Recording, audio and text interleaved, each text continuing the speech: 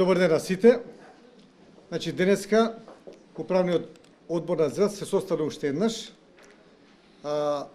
и заедно со мене сега на оваа пресконференција се потпредседателот на ЗЕЛС, господинот Зоран Дамјановски и господинот Фатмир Изаири, на кое што сакаме да ги соопштиме размислувањата на управниот одбор на ЗЕЛС во однос на мандатот и на функционирањето на локалната самоуправа во Република Македонија.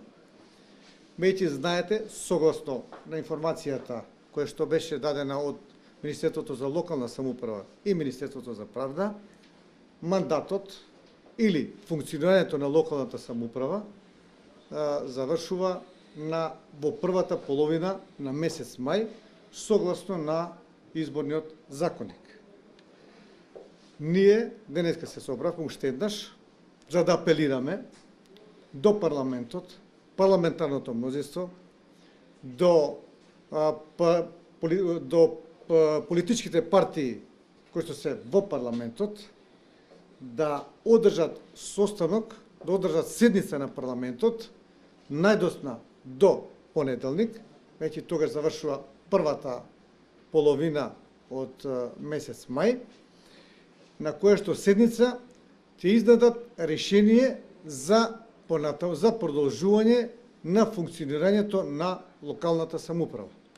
Воспротивно, како што кажав и на минатата седница, ќе настане застој во функционирањето, со оглед на тоа што градоначалниците нема да имаат можност да потпишуваат, а воедно и ќе нема да вадат овластувањето кои што се дадени на вработените во соодветните сектори и служби на општината и на градот Скопје, а со тоа ќе нема можност да се издаваат градожни дозволи, да се донесуваат детални урбанистички планови, да се прави продажба на недвижен имот, со оглед на тоа што треба да се плаќа данок на промет на недвижен имот. Исто така ќе биде доведено во прашање функционирањето на градинките, на основните училишта, на средните училишта, на културните институции кои што се под надлежност на општините и на градот Скопје. Исто така ќе нема можност, значи да одржуваат спортски манифестации, културни манифестации кои што се согласно на програмата и на буџетот на општините во Република Македонија. Ќе бидат доведени во прашања и инвестициите кои што се веќе почнати, тоа значи изградба на патишта, водоводи, фекални, атмосферски канализации, објекти и слично, и како и на нови инвестиции кои што се согласно на програмите кои што ги има донесено општините во текот на месец декември, јануар или февруар од оваа година.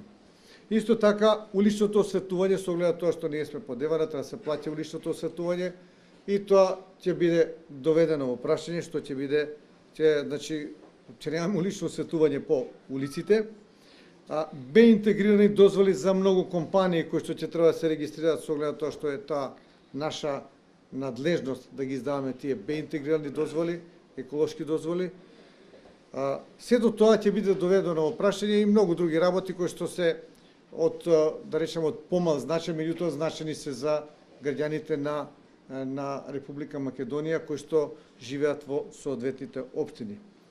И затоа, како ЗЕЛС, уште еднаш апелираме, значи најдосна до понеделник, да се донесе решение, тоест да се состане парламентот, да донесат законско решение со кој што ќе продолжи функционирањето на локалната самоуправа во Република Македонија, за да не се направи вакуум.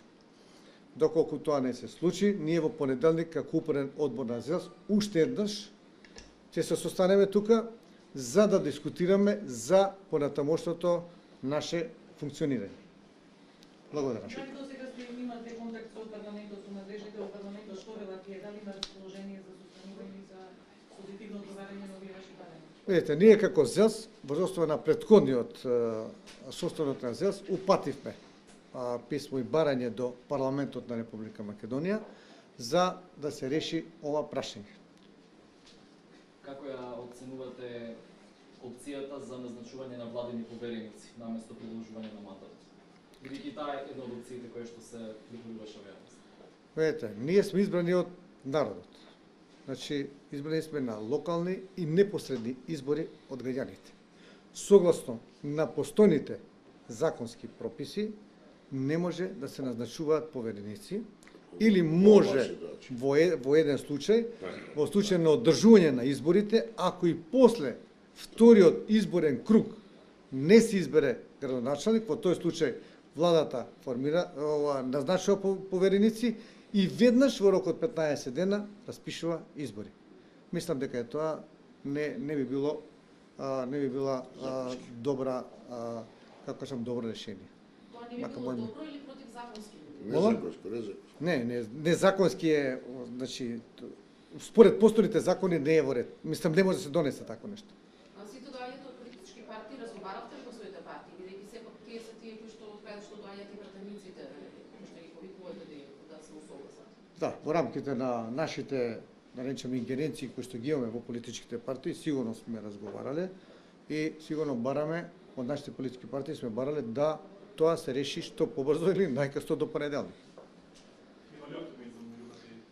Молам? Има ли оптимизам дека ќе се реши? Имаме оптимизам и се надеваме дека ќе се реши во интерес на граѓаните на Република Македонија. Не смееме Република Македонија, зборам кој ќе речам Република Македонија, мислам и на парламентот, и на политичките партии, и на сите субјекти кои се, не смееме да дозволиме да им се ускратат, значи, да им се ускратат услугите кои што граѓаните ги имаат од општините во Република Македонија.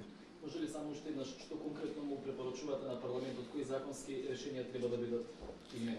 Види, јас не би имам некој размислување и колеги имаме, меѓутоа одредени стручни лица кои што се по оваа проблематика различно го толкуваат, меѓутоа највака расширено прашање и највака соодветно слушајќи ги стручните луѓе од оваа проблематика, а тоа е измена на законот за локални избори, избора на законот за избори, законот за избори во кој што изборите наместо 15, наместо прва половина на месец мај ќе биде некој друг датум кој што ќе го одредат во парламентот, нормално во договор со политичките партии. И второто е измена на законот за локална самоуправа, кој што е системски закон, во кој што на советниците стрикно пишува дека се избираат за време од 4 години, а за градоначалниците не пишува така, туку пишува се избираат секоја 4-та година, што со измената на изборниот законник постои можност и без измена на законот за локална самоуправа за градоначалниците да се реши тој проблем, меѓутоа за советот ќе треба да се измени и да има измени во законот за локална самоуправа. Значи, сватите го тоа од како нешто кое што кај нас ни го сугерираат или сме го слушале од правните лица. Да, но тоа би значило прво датум за избори, па потоа решение за согласување назад. Па видите, сега кој ќе се донесува законот мора да се одреди датумот. Сосем е нормално.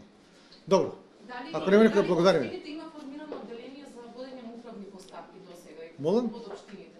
Молам? Одделение за управни постапки водење според законот за управна постапка може општината, односно градоначалникот да формира одделение за управна постапка и да назначи подписник. Дали досега општините имаат такво или колку од општините имаат формирано така? Значи, вие изгледа Можело да ги улесни работата? нема да ја ослени работа, заради тоа се што ќе овластиме ние, престанува тоа овластување со престанокот на нашиот мандат и можноста да подпишуваме. Иначе во спротивно би назначиле ние. Некога и би функционирало. Поновиот законот пред година дена за општа управна постапка и тоа го решава проблемот за управните постапки. Меѓутоа, овластувањата што ги даваме како на надлежни раководители на служби престанува со нашиот подпис. Тоа е доколку сме се уште градоначалници дека го имаме ингеренцијата.